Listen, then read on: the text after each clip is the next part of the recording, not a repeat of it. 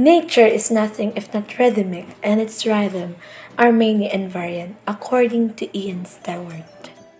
Hi, my name is Ahris Jim Perez. Hi, my name is Colin Mujar. My name is Kensle Morancil. Hello, my name is Helen Grace Aligaita. Hello everyone! In this video, we are going to talk about Ian Stewart's Nature's Number Chapter 7, The Rhythm of Life. This chapter explains that nature is where we can define the role of mathematics in terms of producing variant rhythms. Mathematics mirrors everything we see, echoes everything we hear, and recycle everything we touch. Who would have thought that the nature and mathematics could be a thing? Even the way our hearts breathe, it's follow a pattern, and the way all things walk follow a rhythmic marker. This chapter composed of 4 significant concepts, which are gaze analysis, oscillation concept, Hoof bifurcation, and symmetry breaking theory. It is a branch of mathematical biology that deals with the study of patterns of movements in motion. It grew up around the questions, how do animals move, and why do they move like that? Muybridge founded that mathematics both a science and an art using photographs of different phases of gait of the horse by placing a line of cameras with tripwire for the horse to trot past.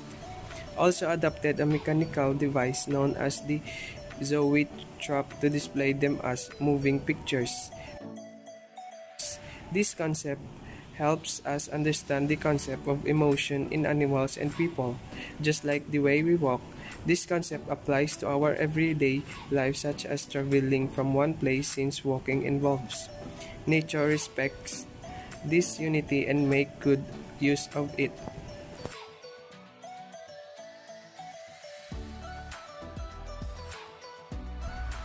Oscillation concept. Oscillation is an organizing principle behind many biological cycles in mathematics. A unit whose natural dynamic causes it to repeat the same patterns or series of behavior over and over again. It is a movement back and forth at a regular speed.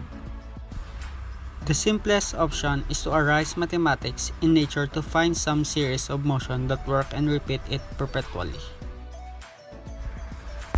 The movements and vibration of animals or objects projects a perpetual oscillation. In contrast, there are many oscillations that arise out of steady state as conditions change. A system that has a steady state may lose it and begin to wobble periodically. Biology hooks together huge circuits of oscillators, which interact with each other to create complex patterns of behavior. In 1942, Everhard Hopf found a mathematical addition, where he proved that if the simplified system wobbles, then also the original system. Verification is a term used to describe the mental state of what is happening in the surrounding and eventually grow out from its original form. An example of this is the ripple on a pond. Originally start from the center and the movements gets bigger over time. Hoof bifurcation if the simplified system passes. Hoof mathematical test, then the real system will begin to oscillate its own record.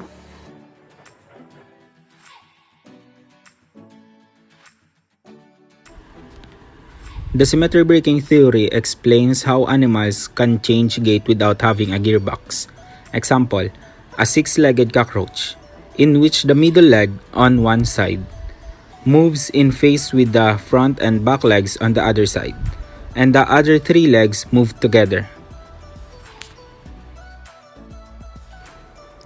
The big message ay both locomotion and synchronization is that nature's rhythms are often linked to symmetry and that the patterns that occur can be classified mathematically by invoking the general principles of symmetry breaking.